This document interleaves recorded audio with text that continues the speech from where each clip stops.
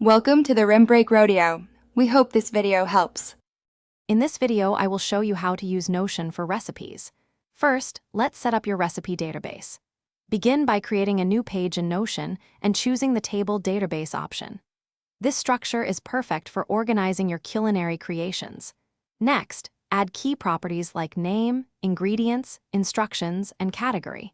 You can customize these property types, perhaps using a multi-select for categories or a text field for ingredients, to make data entry smooth and intuitive.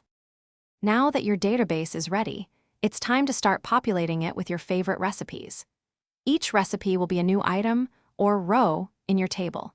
Take advantage of the text properties to meticulously list all ingredients and provide clear, step-by-step cooking instructions.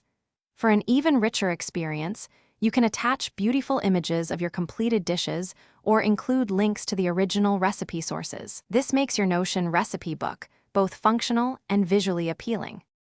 Keeping your recipe collection organized is key to making it truly useful. Leverage the category property to group your recipes by meal type, like breakfast or dinner, or by cuisine, such as Italian or Mexican.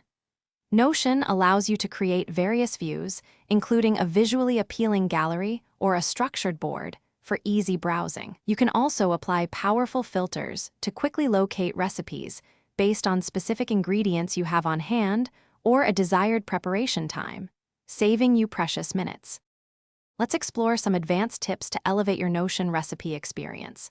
Consider adding a rating property, perhaps using a scale of 1 to 5 stars or fun emojis to track your personal favorites. For even smarter meal planning, you could link your ingredients to a separate inventory database, ensuring you always know what you have. Finally, Notion makes it incredibly easy to share your entire recipe database with family or friends, fostering collaborative cooking and delicious shared meals. Thanks for watching. Consider subscribing if we helped you.